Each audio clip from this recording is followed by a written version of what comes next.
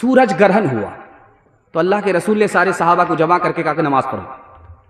जो नमाज में जो दुआ आपने की उसमें अजाब कब्र से पनाह मांगी। तो इमाम राजी रहमतुल्लाह अलैह लिखते हैं कि ऐसा क्यों, सूरज ग्रहण हुआ है और अजाब कब्र से पनाह मांगी जा रही है। इमाम राजी लिखते हैं कि ऐसा इसलिए जब सूरज ग्रहण होता है तो जमीन पर अंधेरा होता है, उस जमीन के अंधेरे को देख करके रसूलुल्लाह को कब्र का अंधेरा याद आ गया, इसलिए नमाज में आपने अजाब कब्र से पनाह मांगी। एक बहरा आदमी था, उसको पता चला कि उसका समधी बीमार है। वो आया उसकी खैरियत लेने के लिए। वो सुनता तो कुछ नहीं है, सिर्फ बोलता है। तो उसने आकर के अपने समधी से पूछा क्या हाल है। उसके समधी ने खिसिया करके कहा मर रहा हूं। कहा सुबहान अल्लाह, मुबारक। बहरा आदमी है, कुछ सुनता तो है नहीं। उसने दूसरा सवाल पूछा कि क्या खा रहे हो। उसने गुस्से में कहा जहर खा रहा हूं। कहा बहुत अच्छी दवाई है, रात दिन पाबंदी से खाते रहो। तीसरा सवाल उसने पूछा कि तुम्हारा कौन से डॉक्टर से इलाज चल रहा है। तो मूड में था नहीं बताने के, वो कह दिया कि मलकुल मौत से। तो बोला कि बहुत अच्छा डॉक्टर है, इतना बढ़िया इलाज करेगा कि पूरा इलाज करके ही छोड़ेगा। किसी गुलफाम को कफना रहा हूं, जनाजा हुस्न का दफना रहा हूं। किसी गुलफाम को कफना रहा हूँ, जनाजा हुस्न का दफना रहा हूँ। लगाना दिल का उन फानी बुतों से, लगाना दिल का उन फानी बुतों से। अब बस है दिल को ये समझा रहा हूँ, अब बस है दिल को ये समझा रहा हूँ। माशाअल्लाह, बहुत अच्छा आपने सुना। एक बस्ती में जलसा जब ख़त्म हुआ तो लोग चले गए जलसा सुन करके, तो सब लोग बदल गए मगर एक आदमी बराबर गुनाह कर रहा है। उसको लोगों ने ताना मारा कि जलसा सुन करके क्या फ़ायदा हुआ, सब लोग बदल गए, तुम मगर नहीं बदले, बराबर गुनाह कर रहे हो। तो वो बोलता है कि सब कुछ वहीं माफ़ हो गया, इसलिए नए सिरे से गुनाह कर रहा।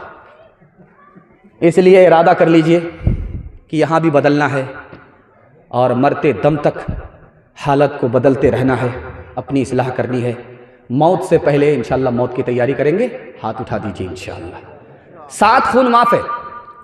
मैं भी आपकी जगह होता, अचानक सवाल होता, मैं भी फंस जाता। घबराना नहीं, दायां बायां साथ आपको देते रहना है। आखिरी पैगाम जो अपने जलसे के हवाले से मैं इसको सबसे बड़ा पैगाम कहता हूँ, उसकी आप हिफाजत कर लीजिए। मैं गारंटी देकर के जा रहा हूँ, आपके हाथ पर भी पैसा, जेब में भी पैसा, घर में भी पैसा। ज़रूरत ख़त्म हो जाएगी, पैसा ख़त्म नहीं होगा। आपको सिर्फ 2 काम करने हैं, हलाल कमाना है, हिसाब से खर्च करना है। हलाल कमाएंगे, हिसाब से खर्च करेंगे। हाथ उठाइए इंशाअल्लाह। अभी कैसर राना साहब पढ़ रहे थे, कारी साहब, तो कह रहे थे कि जो इनाम मिलेगा मस्जिद में जाएगा। तो माशाअल्लाह आपने इनाम कम दिया, मस्जिद के नाम पर भी आपने इनाम कम दिया। लेकिन मैं एक बार इम्तिहान आपका और लूँगा, जब जलसा ख़त्म होने वाला होगा तो मस्जिद के नाम पर आपसे सदका लूँगा। तो सदका देंगे? हाथ उठा दीजिए इंशाअल्लाह। बड़ा खूबसूरत पैगाम आपकी खिदमत पर रखता हूँ। एक आदमी मस्जिद का पड़ोसी है, मस्जिद का कोना दबा लिया। किसी आलिम को जब पता चला, कहा कि मायूस मत हो, वो कोना उसके पूरे मकान को खींच लेगा। अभी 6 महीने गुजरे थे कि उस आदमी के घर में हादसा हुआ, उसने पूरा मकान बेच दिया। जिस आदमी ने ख़रीदा उसने मस्जिद में दाखिल कर दिया। दूसरे नमूने को बहुत ध्यान से सुनिएगा। बूढ़ा बाप लाठी पर बेटी के यहाँ आया, बेटी से कहा कि बेटी तुम मेरे बुढ़ापे का सहारा हो, मेरा तुम्हारे सिवा कोई नहीं है, अपने घर में रहने दो। बेटी ने कहा अभी निकलो, नहीं निकलोगे धक्के मार करके निकाल दूंगी। मोहल्ले के सारे लोग जमा हो गए। उस लड़की से कहा कि तुमको शर्म नहीं आती, तुम्हारा बाप है। कहा कि बाप से तो पूछो कि बाप को शर्म नहीं आती, मैं उसकी बेटी हूं। मेरा बाप इतना बड़ा सूदखोर है, दुनिया से सूद लेता है, लेकिन जब मुझे कर्जे की जरूरत पड़ी, मुसीबत में मैं गिरफ्तार हुई, तो मैंने बाप से कर्जा मांगा, मेरे बाप ने मुझे कर्जा दिया, लेकिन जब वापसी की बारी आई तो मेरे बाप ने मुझसे 1-1 रुपया कर्जे का सूद के साथ वसूल किया है। जब ये बाप मुझे नहीं पहचानता तो मैं भी इसको नहीं पहचानती। राज की बात यह है कि जब आदमी हराम खाता है तो सबकी निगाह से गिर जाता है। एक मिसाल पैगाम खत्म कर रहा हूं। सुपौल का आदमी 1 किलो दूध में 9 किलो पानी मिलाता था और जाकर के बेचता था। उससे लोग कहते थे यार इसमें तो दूध है ही नहीं, पानी है। तो वो कहता था इसमें तो दूध है नहीं, पानी है। तो वो कहता था मैं कसम खाता हूं मैंने पानी में दूध मिलाया है, दूध में पानी नहीं मिलाया। 99 दिन चोर के 1 दिन कोतवाल का। वो दूध बेच करके जब घर लौट रहा था तो उसके बटुए में पैसा था, साइकिल से जा रहा था। उसको पेशाब पखाने की जब हाजत हुई तो वो पाकड़ के दरख्त के नीचे साइकिल रखा, बटुआ रखा। हाजत पूरी करने के लिए तालाब में जब गया, वहां से वापिस आया तो देखा आंख बंद डब्बा गायब। साइकिल तो है, बटुआ है ही। उसने चारों तरफ देखा, नजर नहीं आया। सर जो ऊपर उठाया तो देखा कि वो बंदर के हाथ में बटुआ, और वो पैसा निकाल करके देख रहा कि असली है या जाली है। तो उसने जब उसको देखना शुरू किया तो एक सिक्का उसके हाथ से छूट करके पानी में बोला, गिरा और बोला टभाक। वो बोला कि कितना खूबसूरत दिवाली का पटाखा है, सुबहान अल्लाह। उसने दूसरा सिक्का निकाला, फिर गिराया, टभाक। ये आदमी देख रहा है, इसका कलेजा सूख रहा है, ये तो पूरा बटुआ खाली कर देगा ये दिवाली के धमाके के चक्कर में। इसने हाथ जोड़ करके कहा कि भाई साहब महाराज, तुम्हारे काम का वो सिक्का नहीं है, हमको लौटा दो, हम तुमको केला खिलाएंगे। तो बंदर को तरस आए, एक सिक्का इधर फेंके, एक सिक्का पानी में डाले। बटुआ जब खाली कर दिया तो इसने कहा कि महाराज समझ में आ गया, जो दूध का पैसा था वो ऊपर आया, जो पानी का पैसा था वो पानी में चला गया। झूठे टुकड़े खाकर बुढ़िया तब तक पानी पीती थी, मरती है तो मर जाने दो, पहले भी कब जीती थी, पहले भी कब जीती थी। जय हो पैसे वालों की, जय हो पैसे वालों की, गेहूं के दलालों की। इनका हद से बढ़ा मुनाफे, कुछ ही कम है डाके से, कुछ ही कम है डाके से। बरसों राम धड़ाके से, बुढ़िया मर गई फाके से। कल युग में भी मरती है, सतयुग में भी मरती थी। ये बुढ़िया इस दुनिया में सदा ही फाके करती थी। जीना उसको रास न था, जीना उसको रास न था, पैसा उसके पास न था। उसके घर को देख के लक्ष्मी मुड़ जाती थी नाके से, मुड़ जाती थी नाके से। बरसों राम धड़ाके से, बुढ़िया मर गई फाके से। हाथ उठाइए, वादा कीजिए हलाल कमाएंगे, हिसाब से खर्च करेंगे इंशाअल्लाह। फ्री में अगर शादी में मिला तो छोड़ेंगे नहीं, हाथ उठा दीजिए इंशाअल्लाह। खैर माशाअल्लाह, इसमें मैं देख रहा नीयत के कितने पक्के सब नजर आ रहा है। जवानों के हवाले से पैगाम, आपकी खिदमत में दिल खुश हो गया कि मैं देख रहा हूं कि इस मजमे में बच्चे कम आए, और बच्चों से ज्यादा बूढ़े और बूढ़ों से ज्यादा माशाअल्लाह अल्हम्दुलिल्लाह जवान है। मैं अपने जवानों के वास्ते दुआ करता हूं, अल्लाह हमारे जवानों को दीन दुनी रात चगुनी तरक्की से मालामाल फरमाए। हमारे जवान यहां से लेकर के वहां तक सुनने के लिए तैयार, जोश के साथ हाथ उठाइए इंशाअल्लाह। रात में किसी वक्त में आप उठ करके देखिए और जमीन पर टॉर्च मारिए। आपके मोबाइल में टॉर्च होती है, आप उसको मारिए, रात में किसी वक्त में उठिए, जमीन पर मारिए, दीवार पर मारिए, तो कोई भी चीज हरकत में नहीं होगी सिवाय चूटी के। चूटी के सिवा हर चीज सुकून में है, सो रही है, मगर चूटी हरकत में है, सो नहीं रही। सुलेमान अलैहिस्सलाम ने जवानों से कहा कि जवानों जानते हो, रात में उठ करके देखो चूटी हरकत में है, दिन में देखो चूटी हरकत में है, दीवार पर देखो चूटी हरकत में है, जमीन पर देखो चूटी हरकत में है। जानते हो क्या करती है ये? चूटी को पता है कि सर्दी के लिए अभी कमाना है, चूटी को पता है कि बारिश के लिए अभी कमाना है।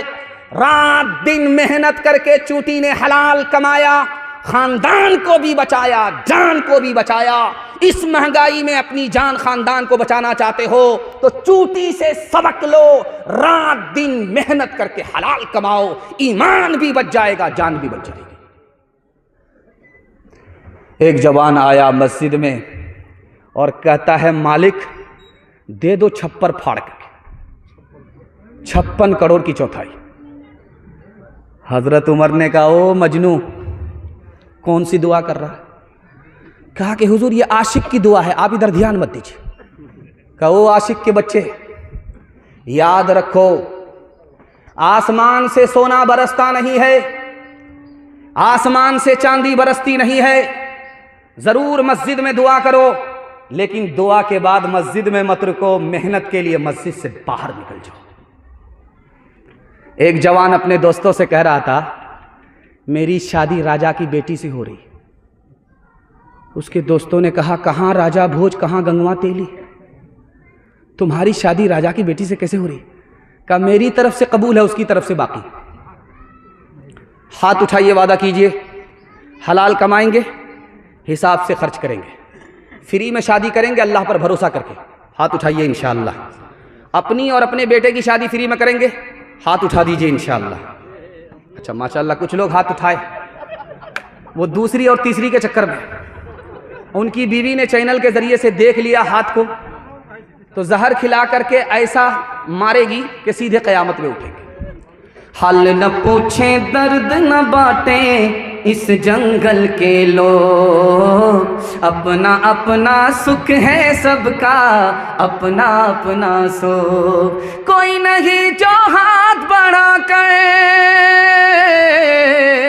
कोई नहीं जो हाथ बढ़ा कर गिरतों को ले थाम। बाहर से चुप चुप लगता है, अंदर है कोहराम। बाहर से चुप चुप लगता है, अंदर है कोहराम। आपको ये मिसरा मिसदाक के बगैर समझ में नहीं आएगा। मैं मिसदाक को ले आता हूं तो आपको मिसरा ज्यादा समझ में आएगा। कल बारात जाने वाली है, लड़का लड़की को फोन कर रहा है कि तुम्हारे बाप ने 4 चक्का का वादा किया था, 4 चक्का खरीदा है कि नहीं, 4 चक्का खरीदा है कि नहीं। तो लड़की ने उसको तसल्ली दिया, अरे आप परेशान क्यों होते, शादी तो होने दीजिए, पीछे से दे देगा। मतलब उधार है, पीछे से दे देगा। अब उधार का नाम सुन करके उसका दिमाग ऐसा खराब हुआ कि तलवे का खून उसके दिमाग पर आया और वो खिसिया करके कहता है कि तुम्हारे बाप की औकात है 4 चक्का देने की। तो जैसा लड़का वैसी लड़की। लड़की ने कहा कि मेरे बाप की तो औकात है हवाई जहाज देने की, तुम बताओ कि तुम्हारे बाप की औकात है एयरपोर्ट बनाने की। हलवाई की दुकान नाना जी का फातिह। दीवारों के इस जंगल में भटक रहे इंसान, अपने अपने उलझे दामन झटक रहे इंसान। अपनी बीती छोड़ के आए, अपनी बीती छोड़ के आए, कौन किसी के काम। बाहर से चुप चुप लगता है, अंदर है कोहराम। बाहर से चुप चुप लगता है, अंदर है कोहराम। इतना डूब करके आपने सुना है कि महसूस होता है कि मैं आपको 2 घंटे भी सुनाता रहूं तो आपकी प्यास बाकी रहेगी, बुझेगी नहीं। और इतना गौर से आपने हमको देखा है कि मुझे डर लगता है कि कहीं आपकी नजर न लग जाए, लेकिन मैं भी चालाक आदमी हूं, दम करके बैठा हूं। लगाइए कितनी नजर लगाते हैं आप। जवानों के हवाले से पैगाम और जहमत तमाम हमारे जवान दारू के हवाले से। अभी देख रहा था कि जब 4 चक्का से लोग आ रहे थे तो पुलिस वाले रोक करके कहते थे कि रोकिए, तो कागज नहीं देख रहे थे, डिग्गी देखते थे। डिग्गी में क्या है, कहीं वोट में दारू के बदले सौदा तो नहीं किया है। मतलब दारू को चेक किया, सिर्फ डिग्गी को चेक किया और कुछ नहीं, कागज को चेक नहीं किया। बस दारू के हवाले से 3 मिनट का पैगाम अपने जवानों के नाम देता हूँ और हाथ जोड़ करके आपसे कहता हूँ, आप सिर्फ दारू से बच जाइए, आपके ख़ानदान को अल्लाह बचा लेगा। अगर आप नहीं बचे, आप तो तबाह होंगे, आपका ख़ानदान भी तबाह हो जाएगा। इसको सामने रखिए। इतना बड़ा मजमा है जलसे का, कौन आदमी कैसा है 1 मिनट में अगर जानना चाहते हैं तो थर्मामीटर दे रहा हूं। इसमें कौन अच्छा आदमी है आपको देखना है, 1 लाइन में पता चल जाएगा। इसमें कौन बुरा आदमी है आपको 1 मिनट में पता चल जाएगा। मैं कसौटी दे रहा हूं, आप तजर्बा करके देखिए। जिस आदमी को देखना इस मजमे में अच्छा है या बुरा है, उसके दोस्त को देखिए। अगर उसका दोस्त नमाजी है समझ जाइए ठीक ठाक आदमी है। अगर उसका दोस्त शराबी है, पियक्कड़ है, तो समझ जाइए कि ये ऊपर से फीट फाट है, नीचे से मकामा घाट है। एक सहाबी आए, कहा या रसूल अल्लाह मुझे पता चला है कि शराब हराम हो गई है। कहा बिल्कुल सही है, शराब हराम हो गई। कहा या रसूल अल्लाह मैं ये शराब किसी को वापस कर सकता हूँ, जिससे खरीदा हूँ उसको वापस कर सकता हूँ? कहा बिल्कुल नहीं। कहा या रसूल अल्लाह मुसलमान के लिए शराब हराम है, गैर मुस्लिम के लिए हलाल है, गैर मुस्लिम को दे सकता हूँ? कहा बिल्कुल नहीं। कहा या रसूल अल्लाह मैं क्या करूं, मेरा तो पैसा डूब जाएगा, यतीमों का पैसा है, दारू खरीदा है तिजारत के लिए, करूं तो क्या करूं? अल्लाह के रसूल ने फरमाया चाहे यतीम के पैसे से खरीदे हो, फिर भी किसी को दे नहीं सकते, किसी को दिला नहीं सकते, किसी से कीमत ले नहीं सकते। गरीब का पैसा है, यतीम का पैसा है, मैं अपनी जेब से भर दूंगा, लेकिन तुमको इजाजत नहीं दे सकता कि पियो और पिलाओ। आखिरी बात आपकी खिदमत पर रखता हूं। आपने मुझे इतना टाइम दे दिया है कि शायरों को बिल्कुल मुख्तसर वक्त मिला, और अगर वो लंबा करने के लिए जा रहे थे तो आप भी लंबा हो रहे थे। अल्लाह आपकी इस मोहब्बत को सलामत रखे। जलसा चल रहा था, मुकर्रिर ने एक मसला बताया, हाथ जोड़ करके कहा कि दारू छोड़ दो, अल्लाह अपने हाथ से जन्नत में पिलाएगा। सुभान अल्लाह। दारू अगर नहीं छोड़ोगे, जन्नत में चले भी गए तो सब कुछ मिलेगा, दारू नहीं मिलेगी। एक आदमी बोला, बगल में शायर था, वो बोला कि यह बात गलत है, जो दारू वहां हराम नहीं है यहां हराम क्यों है? उसने एक मिसरा कहा, जाहिद अगर है ये मसला तो फिर मुझको इसमें कलाम है, वो मैं जो खुल्द बरी में रवा, मैं कदे में क्यों वो हराम है। दूसरा शायर था, बूढ़ा था, 100 चोट सोनार की 1 चोट लोहार की उसने मारी। क्या जवाब दिया कि उसका एतराज खत्म हो गया और उसको तसल्ली हो गई। उस मिसरे को सुनाता हूं और अपने जवान की आंख से पट्टी हटा रहा हूं, दुआ करता हूं अल्लाह हमारे जवानों को शराब से, कबाब से, जुआ से, जिना से कदम कदम पर अल्लाह मामून और महफूज फरमाए। उसने कहा तू भटक इधर उधर के ये, तू बहक न इधर उधर के ये, खुदा का अपना निज़ाम है, खुदा का अपना निज़ाम है, जो वो हुक्म दे तो हलाल है, जो वो हुक्म दे तो हराम है, जो वो हुक्म दे तो हलाल है, जो वो हुक्म दे तो हराम है।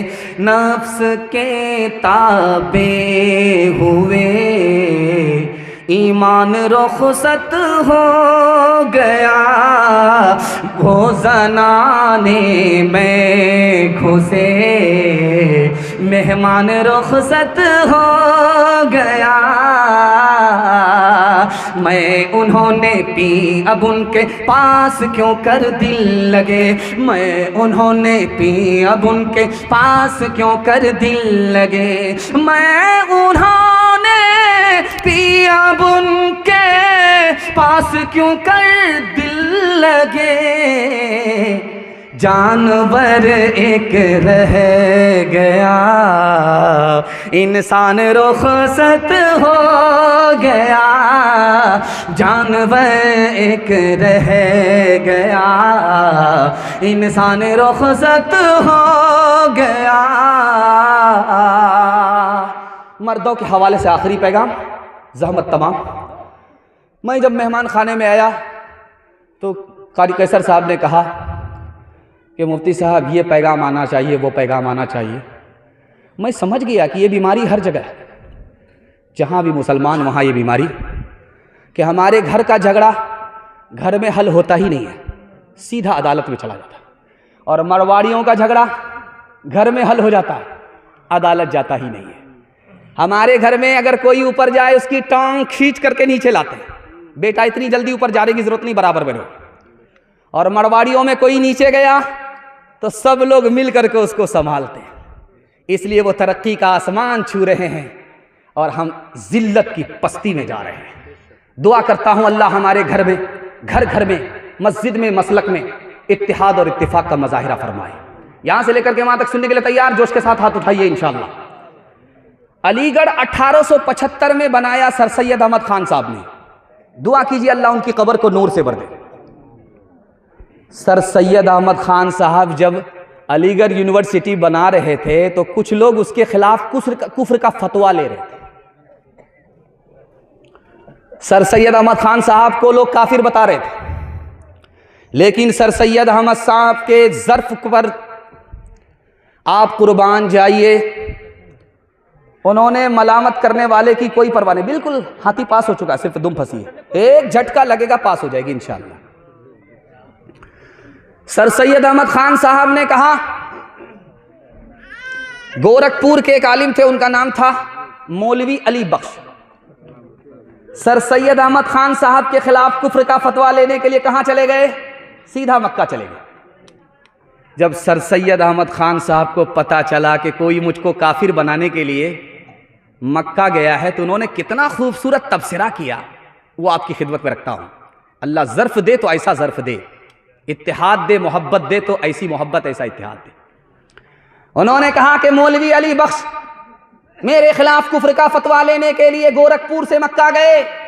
वाह रे मेरा कुफ्र, मेरे कुफ्र के सदके में वो हाजी हो गए। सुभान अल्लाह, मेरा कुफ्र भी क्या कुफ्र है, किसी को हाजी बना देता है। आपका रमजान का महीना गुजरा है, रमजान का महीना गुजरा है, तो चाहे पटना हो चाहे कलकत्ता हो, अलविदा जुमा में एक ऐलान हुआ है। उस ऐलान पर इस पैगाम को ख़त्म कर रहा हूं और दुआ करता हूं अल्लाह आपस का इत्तिहाद और इत्तिफाक हम सबको नसीब फरमाए। तो उसमें ऐलान ये था, इमाम साहब माइक लेकर के खड़े होकर के बोले, लोगों ये अलविदा जुमा है, इसके बाद रमज़ान का कोई जुमा नहीं है, ईद की नमाज है। याद रखो, ईद की नमाज ईदगाह में इतने बजे होगी, 8:30 बजे होगी, 9:30 बजे होगी, 8 बजे होगी, 9 बजे होगी। ऐलान हो गया। एक आदमी तैश में आकर के खड़ा हुआ, कहा इमाम साहब गलत ऐलान किए, ऐलान वापस लीजिए। ईद की नमाज अगर आप मस्जिद में पढ़ेंगे तो मैं पढ़ूंगा आपके पीछे, अगर ईद की नमाज ईदगाह में पढ़ेंगे मैं कभी नहीं पढ़ूंगा। तो इमाम साहब ने करीब बुला करके कहा, अल्लाह का बंदा, जुमा की नमाज नहीं है, ईद की नमाज है, आम हालत में ईदगाह में पढ़ी जाती है, तुमको क्या परेशानी है? कहा परेशानी, मेरे भाई का मुझसे 10 साल से केस चल रहा है, वो हमेशा ईदगाह में नमाज पढ़ता है, वो मनहूस जब तक ईदगाह में नमाज पढ़ेगा मैं नहीं पढ़ूंगा। तो समझ में आ गया कि ये घर से चोट खाया हुआ है। बुला करके कहा कि तुम्हारा मसला चुटकी में हल कर देते हैं। वो एक किनारे में ईदगाह में नमाज पढ़ेगा, तुम दूसरे किनारे में ईदगाह में नमाज पढ़ना। जब नमाज ख़त्म हो जाएगी तो वो अलग रास्ते से चला जाएगा, तुम अलग रास्ते से चले जाओगे। फिर भी खफा होकर के कहता कि आप एक किनारे की बात करते हैं, अगर मुझे पता चल गया कि मेरा भाई जन्नत में गया है तो मैं जन्नत में भी नहीं जाऊँ। हाथ उठाइए, वादा कीजिए मोहब्बत से जिएंगे, मोहब्बत से मरेंगे। 3 दिन इख्तलाफ रहेगा, उसके बाद इख्तलाफ ख़त्म हो जाएगा। हाथ उठाइए इंशाअल्लाह। दामाद बेटी का झगड़ा, दामाद सीधा जेल, हाथ उठा दीजिए इंशाअल्लाह। जिंदाबाद जिंदाबाद ऐ मोहब्बत जिंदाबाद जिंदाबाद जिंदाबाद, ऐ मोहब्बत जिंदाबाद। मंदिर में तू मस्जिद में तू ही है ईमानों में, मुरली की तानों में तू और तू ही है आज़ानों में, मुरली की तानों में तू और तू ही है आज़ानों में। तेरे ही दम से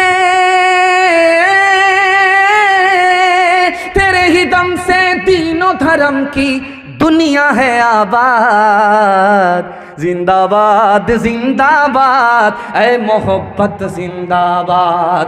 ताजे हुकूमत जिसका मजहब फिर उसका ईमान कहाँ, जिसके दिल में प्यार न हो वो पत्थर है इंसान कहाँ, जिसके दिल में प्यार न हो वो पत्थर है इंसान कहाँ। प्यार के दुश्मन होश में आ, प्यार के दुश्मन होश में आ तो जाएगा बर्बाद। जिंदाबाद जिंदाबाद, ऐ मोहब्बत जिंदाबाद। माशाल्लाह पैगाम ख़त्म हो गया और सिर्फ 5 मिनट के लिए मेरे हिस्से का जलसा बचा हुआ है। औरतों के हवाले से 3 पैगाम यहाँ से लेकर के वहाँ तक सुनने के लिए तैयार? हाथ उठाइए इंशाल्लाह। बहन से ज़्यादा साली पर मेहरबान, हाथ उठाइए इंशाल्लाह। माशाल्लाह माशाल्लाह।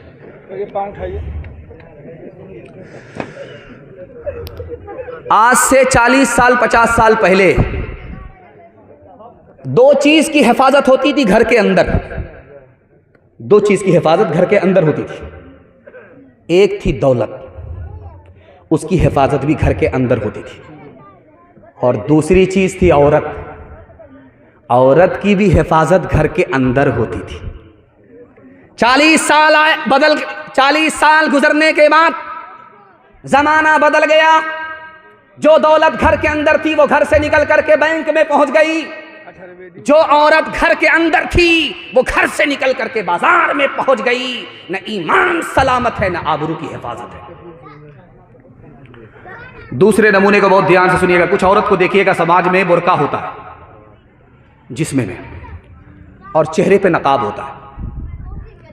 जिंदा रही बुर्के के साथ रही, नकाब के साथ रही, इंतकाल कर गई तो वसीयत करके जा रही है कि मेरे जनाजे को दफन करना तो रात में दफन करना, ताकि लोगों को पता ना चले कि लंबी थी या नाटी थी या दुबली थी कि पतली थी। नसीहत करके जा रही है। लिखने वाले ने लिखा कि जानते हो ये बुर्का जो जिस्म के ऊपर है, चेहरे पर जो नकाब है, इस्लाम की जबान में इसको क्या कहा जाता है? सत्तारुल उयूब। सत्तारुल उयूब का मतलब है अगर ये औरत बुर्के के साथ दुनिया में जिंदा रही तो अल्लाह कदम कदम पर उसके ऐब को छुपाएगा। अगर ये औरत उसी हाल में मर गई तो अल्लाह इस पर्दे की वजह से, बुर्के की वजह से उसके एक एक गुनाह को माफ कर देगा। लड़की आगे आगे जा रही थी, लड़का पीछे था। तो लड़की ने पलट करके देखा, जान न पहचान, कहां से आए मेहमान? तो लड़का बोला, मैं तुम्हारे ऊपर आशिक हूं। कहा, आशिक के बच्चे अभी पता चल जाएगा कि तुम डुप्लीकेट हो कि ओरिजिनल हो, 2 मिनट में पता चल जाएगा। लड़की ने कहा कि अरे तुम मुझ पर क्या आशिक हो? मेरे पीछे जो मेरी बहन आ रही है मुझसे ज्यादा खूबसूरत है। अगर आशिक होना तो उसके ऊपर आशिक हो जाओ। अब ये मजनू इसको छोड़ करके उधर ताक झांक कर रहा है। लड़की ने दोनों गाल में 2 तमाचा मार करके बंदर की तरह लाल कर दिया। कहा कि तुम ओरिजिनल नहीं हो, डुप्लीकेट हो। अगर तुम मुझ पर आशिक होते तो मेरी तरफ ध्यान होता, दूसरे की तरफ ताक झांक नहीं करते। अपने घर की औरत की आबरू और ईमान की हम खुद हिफाजत करेंगे। हाथ उठाइए इंशाअल्लाह।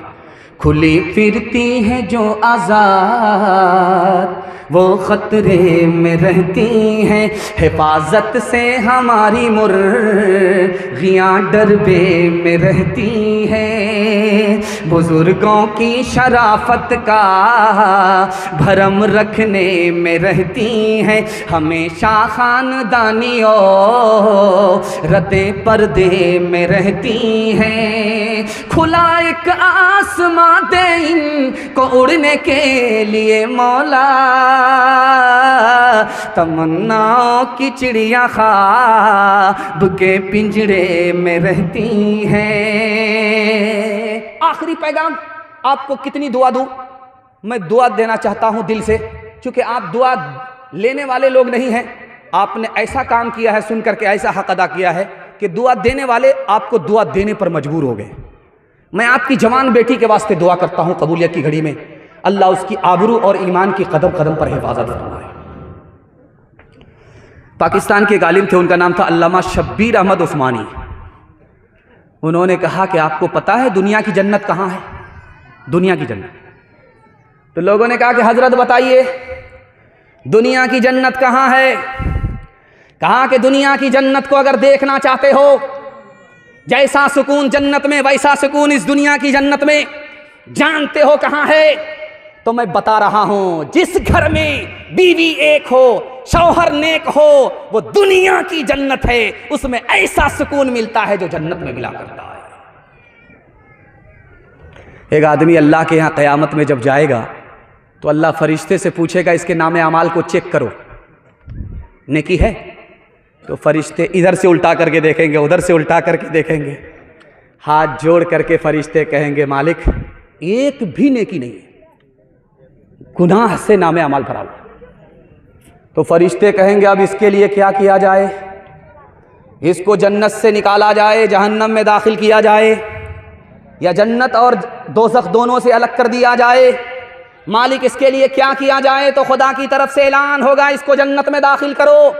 चाहे नेकी नहीं है, लेकिन एक काम ये करता था, अपनी बीवी पर मेहरबान था, करम करता था, सितम नहीं करता था। अपने बच्चे पर मेहरबान था, करम करता था, सितम नहीं करता था। जलसा में एक मसला बताया आलिम दीन ने। अभी एक बात आपको बता रहा था कि कारी साहब जब खड़े हुए तो कहा, जब वो पढ़ रहे थे तो इनाम आ रहा था, जब मस्जिद का नाम आया तो इनाम रुक गया। आपको हैरत होगी कि ऐसा कैसे हुआ, लेकिन जो मुताला आपकी खिदमत पर रखता हूं आपका दिल मजबूत हो जाए। ऐसा हुआ क्यों? इनाम आ रहा था, बरस रहा था, लेकिन जैसे उन्होंने मस्जिद का नाम लिया इनाम रुक गया। बता रहा हूं, राज सुनिए। जब आदमी 10 रुपया लेकर के खड़ा होता है मस्जिद मदरसा में सदका देने के लिए, तो 70 शैतान उसको रोकता है। कितना? 70 शैतान उसको रोकता है। इसलिए आप देखेंगे कि मस्जिद का नाम आया तो लोग आए ही नहीं। जेब में पैसा ज़रूर था लेकिन नहीं आए, शैतान ने अपना काम कर दिया। 10 रुपया लेकर के कोई निकले सदका के लिए तो 70 शैतान रोकता है। 2 मिनट में आपका जलसा ख़त्म हो रहा है, 70 शैतान रोकता है। एक आदमी खड़ा हुआ 20 से बोला कि आज मैं 10,000 रुपया सदका खैरात करके आता हूं, देखता हूं कौन शैतान मुझको रोकता है। शैतान को पछाड़ करके मैं आ रहा हूं। वो जलसा से निकला, घर पहुंचा, जैसे उसने संदूक खोला, 10,000 की गड्डी को हाथ में लिया, अब जेब में लेने वाला था, उसकी बीवी ने हाथ पकड़ लिया। कहां ले जा रहे? कहा सदका करने। कहा क्यों? कहा मौलाना ने मसला बताया। कहा तुम्हारी भी खैरियत लूंगा, तुम्हारे मौलवी भी खैरियत लूंगा, भलाई इसी में, जैसा जहां पैसा है वहीं रखो। अब वो वापिस आकर के मजमे में बैठ गया मुंह लटका करके। अब मौलाना ने कहा अरे सीना तान करके गए थे कि आज खैरात करके आऊंगा, 70 शैतान को शिकस्त दे करके आऊंगा, अरे वहां से आए मुंह लटका करके, सर झुका करके क्यों बैठ गए? उसने कितनी प्यारी बात कही। उसने कहा कि 70 शैतान को शिकस्त दे करके आ रहा हूं। 70 शैतान को तो मैंने शिकस्त दे दिया, लेकिन शैतान की खाला से हार गया। कौन किसका हबीब होता है, कौन किसका रकीब होता है, कौन किसका यूं ही बन जाते हैं वहाँ रिश्ते, यूं ही बन जाते हैं वहाँ रिश्ते, जहाँ जिसका नसीब होता है, जहाँ जिसका जलसा ख़त्म हो गया। मेरी आदत है जब मैं मजमे से खुश होता हूँ तो अपनी तरफ से फाव दे करके जाता हूँ। जब मछली लोग खरीदते हैं बराबर बराबर डंडी होती, फाव 2-4 ठो दीजिए ना, 2-4 के चक्कर में 1.5 किलो कर लेते, 1 किलो का पैसा 1.5 किलो। वो फाव दे करके मैं आपकी खिदमत से रुखसत होना चाहता हूँ। आप लोग सुनने के लिए तैयार हैं? माँ बाप की खिदमत करेंगे, माँ बाप मर गए, दुआएं मगफिरत करेंगे, हाथ उठाइए इंशाअल्लाह। बूढ़ा पीछे पीछे चल रहा था, जवान आ गया। अल्लाह के रसूल ने रोक करके पूछा, ये बूढ़ा कौन है जिस तुम्हारे पीछे पीछे चल रहा? कहा मेरा बाप है। कहा सुबहान अल्लाह, अगर ये तुम्हारा बाप है तो बाप से आगे मत चलना, अगर ये तुम्हारा बाप है तो बाप से पहले मत बैठना, अगर ये तुम्हारा बाप है बीमारी और बुढ़ापे की वजह से कपड़े में पेशाब कर दे, उसके कपड़े को इस तरह धोना जैसे बचपन में मोहब्बत से तुम्हारे पेशाब को धोया है। बेटा नाफरमान हुआ, दोजख में पहुंच गया। उसके माँ बाप अपने माँ बाप के नाफरमान हुए, वो दोजख में पहुंच गए। आखिरी मिसाल, पैगाम खत्म कर रहा है। तो दोजख में बेटा भी जल रहा है, माँ बाप को देख रहा है, माँ बाप भी जल रहे हैं, बेटे को देख रहे। तो बेटा खुदा से कहता है, मालिक मैं आग में जल रहा हूं, मुझे इसकी कोई परवाह नहीं है, लेकिन मेरे माँ बाप आग में जल रहे हैं, मैं बहुत शर्मिंदा हूं। मेरे खुदा मेरे माँ बाप को मेरे माँ बाप के गुनाह को मेरे सर पर डाल दो, मेरे माँ बाप को जहन्नम से निकाल दो, जन्नत में दाखिल कर दो, माँ बाप के गुनाह की सजा मुझको दो। तो खुदा कहेगा, लो भाई सुबहान अल्लाह, ये तो माँ बाप का दुनिया में बहुत बड़ा नाफरमान था, और आखिरत में ये अपने माँ बाप का तरफदार बन करके माँ बाप को दोज़ख से निकालना चाहता है। खुदा बोलेगा कि तुम्हारी अदा मुझको पसंद आई, चलो तुम अपने माँ बाप के हाथ को पकड़ो, माँ बाप के साथ जन्नत में चले जाओ। माँ बाप के खैर खा को मैं दोज़ख में नहीं रखा करता।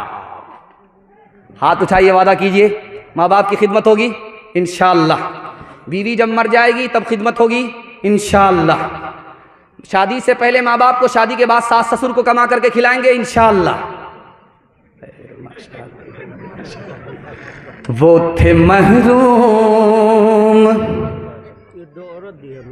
माशाअल्लाह, अल्लाह उनके सदक़े को कबूल फरमाए, उनकी इज़्ज़त आबरू की कदम कदम पर अल्लाह हिफाजत फरमाए, फातिमा और आयशा का नमूना बनाए, जन्नत जाने वाली, जन्नत ले जाने वाली बनाए। वो थे महरूम मगर तुझको पढ़ाया भी है, हो पसीना तेरी खातिर तो बहाया भी है, हो पसीना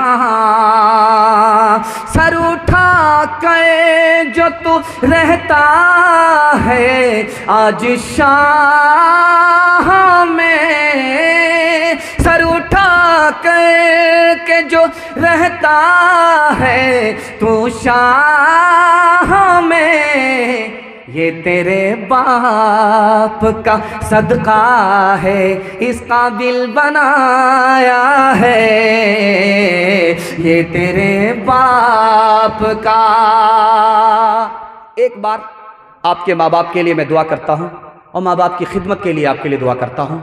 आपके माँ बाप को आपकी दुआ की बरकत से अल्लाह जन्नतुल फिरदौस में जगह अता फरमाए। शुजाअत लेके आए हैं माशाअल्लाह। बड़ी जल्दी मोहब्बत में आपने जलसा सुन करके जलसे को ख़त्म करने के लिए बैठ गए। अंदाज़ा नहीं था कि इतनी जल्दी आपका जलसा मोहब्बत में इतनी रफ्तार के साथ निकल जाएगा। आपने मोहब्बत में डूब करके जलसा सुना, आधा से ज़्यादा जलसा आपका निकल गया, थोड़ा सा बाकी है। दुआ तक साथ देंगे, यहाँ से लेकर के वहाँ तक हाथ उठाइए इंशाअल्लाह। नबी का नाम सुन करके झूम जाएंगे और नबी का काम देख करके घूम जाएंगे। हाथ उठा दीजिए इंशाअल्लाह। माशाअल्लाह, समझ में आ गया। 3 सवाल पैगाम शुरू हो रहा है। बिल्कुल आपको बाईपास लेकर के जा रहा हूँ। हाँ, बंद कर दीजिए, अच्छा रहेगा। 3 सवाल से मैं अपने पैगाम को शुरू करने के लिए जा रहा हूँ। आपकी चमकती हुई टोपी, चमकती हुई पेशानी, दिल खुश हो गया। दुआ करता हूँ अल्लाह आपके मुक़द्दर को ईमान से, कुरान से चमकाए। 3 सवाल, पैगाम शुरू हो रहा है। दुनिया में आदमी 3 काम करते हैं, लेकिन वो काम कभी मुकम्मल होता ही नहीं है। वो 3 काम कहाँ है, क्या है, वो मुकम्मल कहाँ होंगे, ये मेरा पहला सवाल है। दूसरा सवाल है, हर इंसान के 3 वतन हैं, पहला, दूसरा, तीसरा। वतन कहाँ है, ये मेरा दूसरा सवाल है। तीसरा और आखिरी सवाल आपकी खिदमत में रखता हूं। अल्लाह आपके इल्म में इजाफा फरमाए, मेरे मुताला को ताज़ा फरमाए। नबी की औलाद में बेटी भी बेटा भी, लेकिन बेटा अल्लाह को प्यारा हो गया, इंतकाल कर गया, बेटी बाकी रही। इसका राज क्या है, यह आखिरी सवाल है। यहां से लेकर के वहां तक सुनने के लिए तैयार, जोश के साथ हाथ उठाइए इंशाअल्लाह। दुनिया में आदमी 3 काम करते हैं रात दिन, लेकिन वो मुकम्मल होते ही नहीं है। मुकम्मल कहाँ होंगे, ये आपको बताने के लिए जा रहा हूं। सीरत के हवाले से आप सुनने के लिए बैठे हैं, सुना रहा हूं। आदमी खाता है, भूख मिटती नहीं है। रात में खाया, भूख सुबह को लग रही है, सुबह को खा लिया, दोपहर में भूख लग रही है, भूख मिटती नहीं है। कहाँ मिटेगी, बता रहा हूं। जब मरने के बाद कयामत में खुदा के दस्तरखान पर खुदा का बंदा पहुंचेगा, लुकमा हलक के नीचे उतरेगा, दुनिया की भूख मिट जाएगी। दूसरा नमूना आपकी खिदमत में रखता हूं कि आदमी सोता है, नींद पूरी होती नहीं है। ये नींद कहां पूरी होगी, जमीन के ऊपर नहीं होगी। जब आप जमीन के नीचे जाएंगे, कब्र में पहुंचेंगे, वो अधूरी नींद जो जमीन के ऊपर अधूरी रही, कब्र में पूरी हो जाएगी। तीसरी चीज अल्लाह आपके इल्म में इजाफा फरमाए, प्यास कहां बुझेगी। तो लिखने वाले ने लिखा, प्यासा इंसान दुनिया में पीता रहता है, प्यास बुझती नहीं है, लेकिन मरने के बाद हौज़े कौसर पर पहुंचेगा, नबी के हाथ से जाम मिलेगा, हलक के नीचे उतरेगा, जन्नत में जाने तक प्यास बुझ जाएगी। हर इंसान के 3 वतन है। पहला वतन जहां वो पैदा हुआ, दूसरा वतन रूहानी, जहां मरने के बाद ईमान रहा तो जन्नत में पहुंचेगा, तीसरा वतन ईमानी। कहां है, किस जगह है, बता रहा हूं सीरत के हवाले से। जहां से हर मुसलमान को ईमान नसीब हुआ, वो नबी का मदीना है, हमारा ईमानी वतन है। अल्लाह बार बार उसकी जियारत नसीब फरमाए। नबी की औलाद में बेटी भी बेटा भी, लेकिन बेटी जिंदा रही, बेटा इंतकाल कर गया। राज क्या है, बता रहा हूं, उस पर पैगाम को ख़त्म कर रहा हूं, सवाल को ख़त्म कर रहा हूं। बेटा अगर जिंदा होता तो नबी बनता, अगर बेटा नबी बनता तो बाप आखिरी नबी नहीं होते, इसलिए बेटा इंतकाल कर गया। अगर बेटा जिंदा होता, नबी नहीं बनता, तो लोग ताना मारते कि बाप को जो मकाम मिला वो बेटे को नसीब तक नहीं हुआ। इसलिए बेटा अल्लाह को प्यारा हो गया, बेटी जिंदा रही। हिंदुस्तान का एक बादशाह गुजरा, उसका नाम था औरंगजेब। दुआ कीजिए अल्लाह उनकी कब्र को नूर से भर दे। उनके खादिम का नाम था मोहम्मद हसन। तो बादशाह ने कहा कि बेटा मोहम्मद हसन, मुझको मिसवाक ला करके दो। उसने मिसवाक ला करके दिया। उसने कहा बेटा मोहम्मद हसन, मुझको खाना खिलाओ। उसने खाना ला करके दिया। एक मर्तबा बादशाह की जबान से निकला, हसन कहां हो। अब जो हसन आया तो लोटे में पानी लेकर के आए कि हुजूर वजू कर लीजिए। तो बादशाह के वजीर ने उससे पूछा कि तुम्हें कैसे पता चला कि बादशाह का वजू टूट गया है। क्या बादशाह की आदत है, जब उसका वजू होता है तो वो मोहम्मद हसन कहता है, जब उसका वजू नहीं होता तो मोहम्मद का नाम बगैर वजू के वो जबान से अदा करता ही नहीं है। हाथ उठाइए, वादा कीजिए, जवानी में निकाह, बुढ़ापे में हज। हाथ उठा दीजिए, जरा मैं ध्यान से आप लोगों को देख लूं कि आप लोग हैं कहां, यही हैं कि ससुराल में। पहले तौबा से दिल पाक कर लीजिए, जामे तौहीद लब से लगा लीजिए। पहले तौबा से दिल पाक कर लीजिए, जामे तौहीद लब से लगा लीजिए। पहले तौबा से दिल पाक कर लीजिए, जाम तौहीद लब से लगा लीजिए, आब ज़मज़म से फिर अपना मुँह धोइए, आब ज़मज़म से फिर अपना मुँह धोइए, और नामे शहे अंबिया लीजिए। इतना कह दीजिए आज कासिर ज़रा आपकी नात गोई का मकसद है क्या, गर नबी की गुलामी की है आरज़ू, तो गुलामे नबी से दुआ लीजिए। माशाअल्लाह, इतना खूबसूरत जलसा, इतने खूबसूरत सामाईन और अजीम समात महसूस हो रहा है कि जलसा अभी शुरू हुआ है।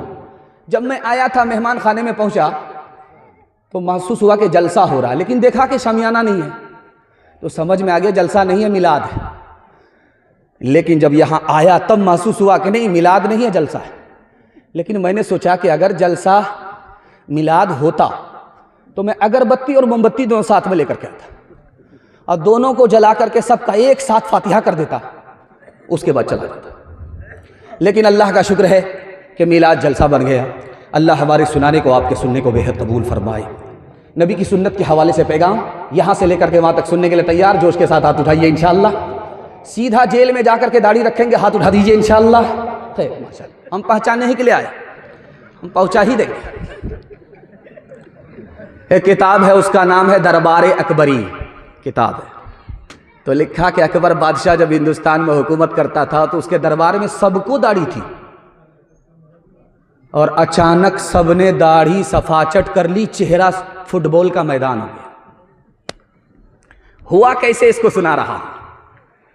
एक आलिम ने, दरबारी आलिम ने खड़े होकर के कहा कि हुजूर की खिदमत में एक सहाबी आए, गोद में बच्चा था, दुआ दिलाने के लिए लेकर के बच्चे को हुजूर की खिदमत में आए, तो अल्लाह के रसूल ने उस बच्चे का चेहरा देख करके कहा कि इसको तो मोछ भी नहीं है, दाढ़ी भी नहीं है, जन्नत में सबकी शक्ल ऐसी ही होगी। अब क्या था, बादल गरजा कहाँ, बरसा कहाँ, अगले दिन सब सफाचट हो गए, बच्चे के बाप सफाचट। अब रात में बच्चा परेशान कि ये बाप है कि माँ है। ये सुपौल है, सुपौल से आप यहां चलिए पंजाब जाइए, तो मैं आपको चैलेंज करता हूं, किसी भी पंजाबी को, सिख को भीख मांगता हुआ दिखाइए। आप नहीं दिखा सकते। सुपौल से चैलेंज है आपको, और देखते जाइए आंख फाड़ फाड़ करके, आप पंजाबी को, सिख को भीख मांगता हुआ नहीं देखें। लेकिन मुसलमान का हाल देखिएगा, हट्ठा कट्ठा उल्लू का पट्ठा, भीख का कटोरा लेकर के बोलेगा मौला के नाम पर दे दो, अल्लाह के नाम पर दे दो। पूछने वाले ने कहा अरे शर्म नहीं आती भीख मांगते हो? का किस बात की शर्म? मेरा बाप नेशनल फ़कीर, मेरा दादा इंटरनेशनल फ़कीर।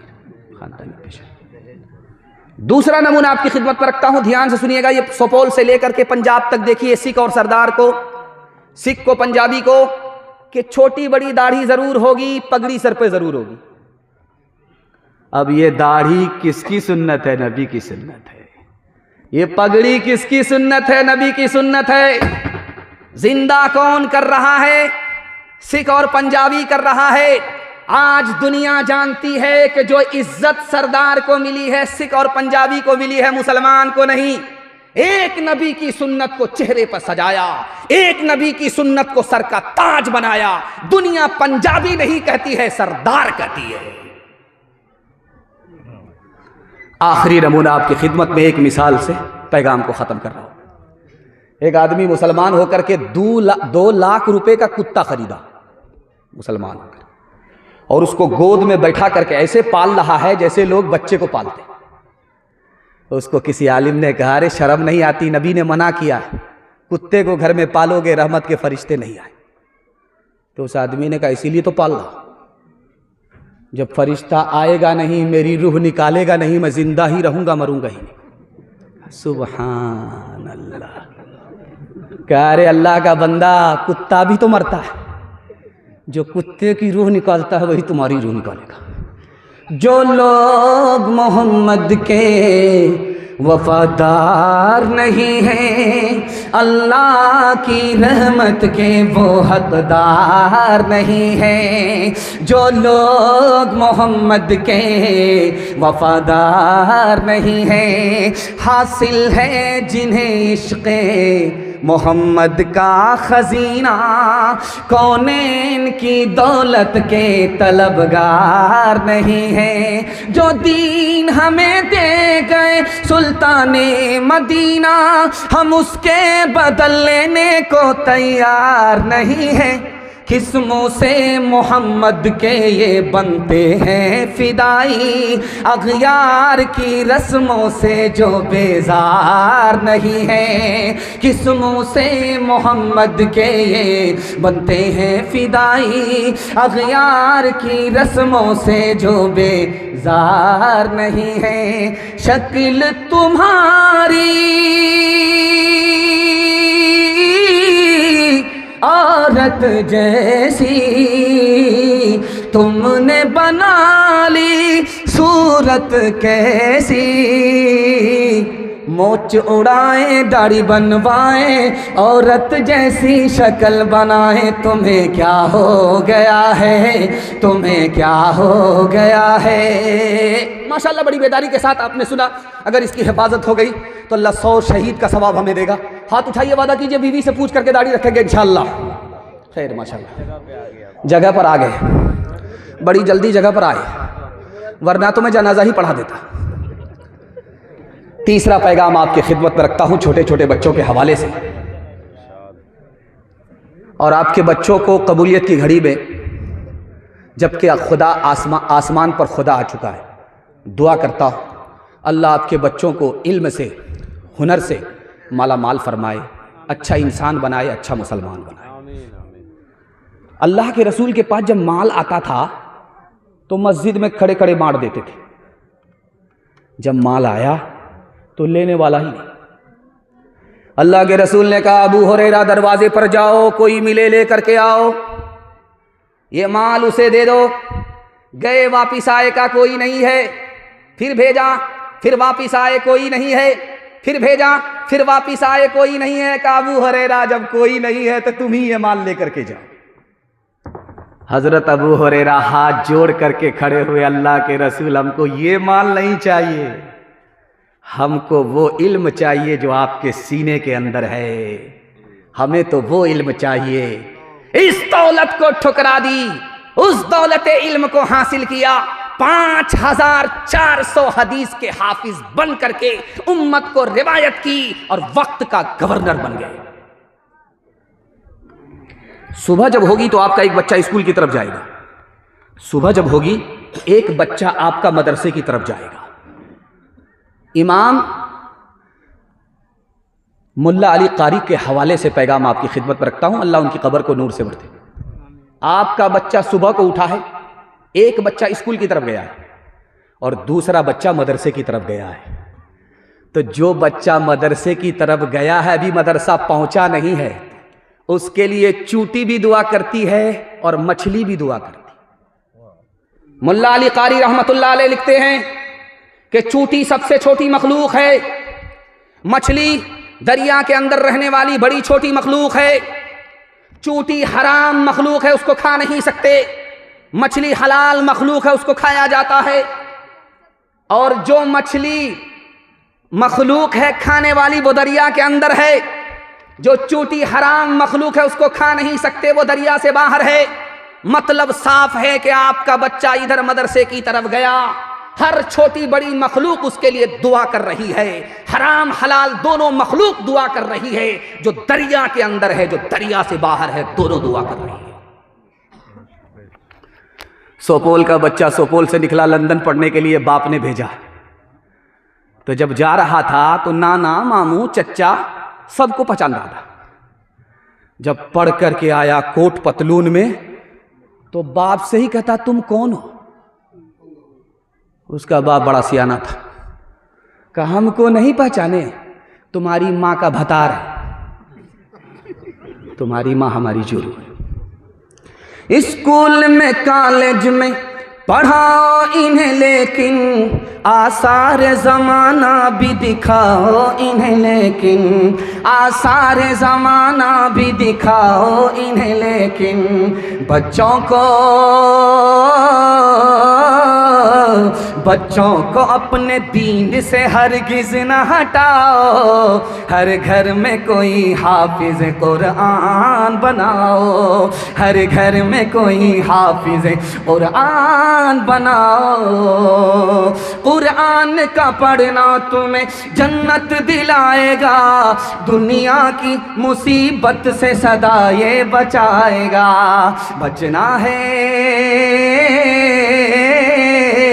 बचना है जहन्नम से तो ईमान बचाओ। हर घर में कोई हाफिज़ कुरान बनाओ। हाथ जोड़ करके एक पैगाम आपकी खिदमत में दे करके जा रहा हूँ। उम्मीद करता हूँ कि आप बेदारी के माहौल में सुन रहे हैं, आपके बच्चे का मुस्तकबिल रोशन होगा। आप डॉक्टर बाद में बनाइए, पहले अपने बच्चे को दीन की तालीम से मुसलमान बनाइए। हाथ उठाइए, अपने बच्चे को मुसलमान बनाएंगे। डॉक्टर का फीस नगद, मदरसे का चंदा उधार। हाथ उठा दीजिए इंशाअल्लाह। खैर माशाल्लाह। चाचा मैंने आपको देख लिया है, आप दोनों तरफ से आए, कन्या के भी मामू हैं, दुल्हा के भी मामू हैं। खैर अल्लाह हमारे सुनाने को, आपके सुनने को बेहद कबूल फरमाए। कुरान के हवाले से पैगाम ज़हमत तमाम। जलसे में, मदरसे में, मस्जिद में, गांव में जलसा होता था, मगर एक आदमी जलसा सुनता नहीं था। उससे किसी ने पूछा कि बस्ती में जब भी जलसा होता है तुम जलसा क्यों नहीं सुनते? कहा मैं रोज़ अपनी बीवी की गाली सुनता हूँ, हमको क्या ज़रूरत है जलसा सुनने की। चौथा पैगाम कुरान के हवाले से आपकी खिदमत में रखता हूँ और दुआ करता हूँ अल्लाह ज़मीन की पस्ती से कुरान की बरकत हम सबको उठाए और इज़्ज़त की बुलंदी हम सबको अता फरमाए। अभी आपने देखा होगा कि देवबंद में अमीर खान मुत्तकी फॉरेन मिनिस्टर अफ़गानिस्तान के तालिबान के आए तो पूरा हुजूम देवबंद में इतना बड़ा था कि लोग चलते चलते थक गए, पैर में दर्द होने लगा। देवबंद इतना बड़ा है कि कोई अगर पैदल चलना चाहे तो पैर फूल जाएगा, इतना लंबा चौड़ा है। इस मुल्क के वज़ीर तालीम थे, उनका नाम था मौलाना अबुल कलाम आज़ाद। दुआ कीजिए अल्लाह उनकी कब्र को नूर से भर दे। वो देवबंद देखने के लिए जब आए तो पैदल घूम रहे थे, इधर घूम रहे थे, इधर मुआयना कर रहे थे, उधर मुआयना कर रहे थे। मुआयना हो रहा है, पैर फूल गया, पैर में दर्द होने लगा, पूरा सर भारी हो गया। उसके बाद हाथ जोड़ करके कहने लगे मैं थक गया हूं, मेरा पैर दर्द कर रहा है, मेरी थकावट का इलाज करो। अब इतना बड़ा आलिम कह रहा है कि मेरी थकावट का इलाज करो, तो लोग समझे नहीं। कहा कि मैं कैसे इलाज करूं? कह रहे अल्लाह का बंदा, मेरी थकावट का इलाज ये है कि तुम अच्छे किसी कारी को कुरान पढ़ने के लिए बुलाओ, वो कुरान सुनाएगा और मेरी थकावट दूर हो जाएगी। रोम का एक बादशाह था, उसका नाम था कैसर। उसके सर में जब दर्द हुआ तो पूरी दुनिया के डॉक्टर को उसने बुलाया, लेकिन उसका दर्द नहीं छूटा। उतने आजिज आकर के हजरत उमर को खत लिखा, हुजूर करें तो क्या करें, मेरे सर का दर्द ही नहीं छूट रहा है। तो हजरत उमर ने एक टोपी भेज करके कहा कि इसको जैसे सर में लगाओगे तुम्हारा दर्द खत्म हो जाएगा। टोपी जैसे ही हजरत उमर की खिदमत से आई, उसने जैसे ही सर पे लगाया, सर का दर्द खत्म हो गया। उसने आजमा करके देखा कि टोपी की वजह से दर्द खत्म हुआ है या किसी और वजह से। उसने टोपी को उतार करके देखा, दर्द शुरू हो गया। फिर टोपी को पहना, दर्द खत्म हो गया। उसने सोचा कि आखिर इस टोपी में जादू क्या है। कैंची लेकर के काट करके देखा, एक पर्ची निकली। पर्ची को खोल करके पढ़ा तो उसमें बिस्मिल्लाहिर्रहमानिर्रहीम लिखा हुआ था। उसने कहा कि बिस्मिल्लाहिर्रहमानिर्रहीम कुरान की एक आयत है। जब एक आयत का ये हाल है तो पूरे कुरान का क्या हाल होगा।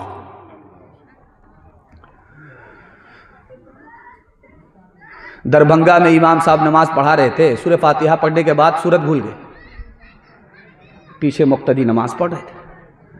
अब सोचा कि अगर मुक्तदी को पता चल जाएगा तो तनख्वाह भी बंद कर देंगे। अब सूरह फातिहा के बाद बार बार घुमा रहे हैं एक ही आयत को, औज़ु बिल्लाहि मिनश शैतानिर रजीम, औज़ु बिल्लाहि मिनश शैतानिर रजीम, औज़ुबिल्लाहि मिनश शैतानिर रजीम। दरभंगा का मुसलमान समझ गया कि ज़रूर दाल में काला है, ये बार बार शैतान क्यों आ रहा है। तो पीछे एक मुंहफट मुक्तदी था, नमाज में ही कहा, इमाम साहब समझ में आ रहा है, कसूर शैतान का नहीं है, शैतान का कसूर नहीं है, कसूर आपका अपना है, आपको आगे याद ही नहीं है। जब हम कलाम पाक से वाबिस्ता हो गए, वाबिस्ता हो गए, सब मरहले हयात के आसान हो गए, आसान हो गए। हाथों से अपने दामने कुरान छोड़ के, कुरान छोड़ के जिस समत हम गए हैं परेशान हो गए, परेशान हो गए। ताहा की, ताहा की आयतों पे जो नजरे उमर पड़ी, एक लख्त कलमा पढ़ के मुसलमान हो गए, मुसलमान हो गए। एक लख्त कलमा पढ़ के मुसलमान हो गए। कुरान पर अमल होगा, कुरान की तिलावत करेंगे, हाथ उठा दीजिए इंशाअल्लाह। रमज़ान के बाद कुरान ताक में हाथ उठा दीजिए इंशाअल्लाह। खैर माशाअल्लाह बाराती में आप लोग आए हैं, दांत पिजा करके आए हैं, लेकिन यहाँ तो हड्डी बोटी कुछ नहीं मिलने वाली है, सिर्फ दुआ मिलेगी। जिंदा रहेंगे तो ज़िंदगी मिलेगी, मर गए तो कुरान खानी मिलेगी, इसके अलावा कुछ नहीं मिलेगा।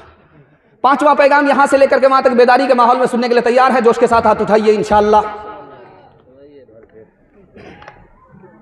दुनिया और आखिरत के हवाले से आपकी खिदमत पे पैगाम है। जिस वक्त हज़रत अक़दस मौलाना अलाउद्दीन साहब सुना रहे थे तो वो घबरा रहे थे।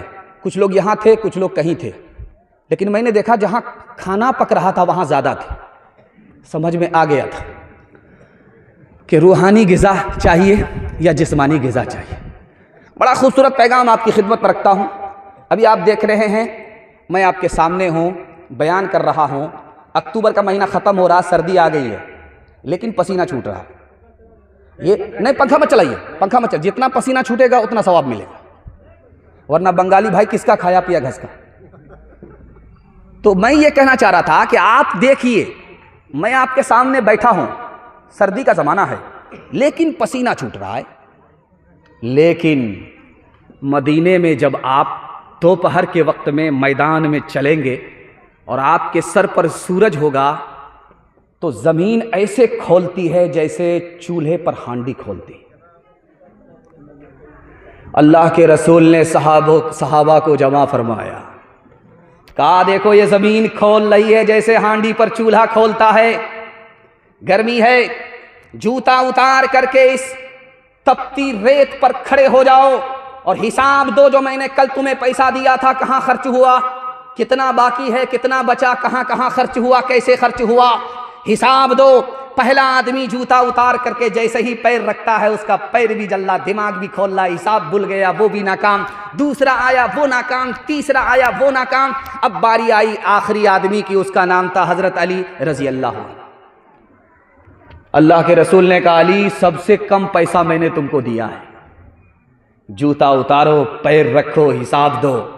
फटाफट हिसाब दिया, फटाफट हिसाब दिया, झटाझट हिसाब दिया, फटाफट हिसाब दिया। अल्लाह के रसूल ने उस मौके से कहा, लोगों दुनिया में तुम्हारे पास ज़रूरत से जितना कम पैसा होगा हिसाब उतना आसान होगा, ज़रूरत से जितना ज़्यादा पैसा होगा हिसाब उतना मुश्किल होगा।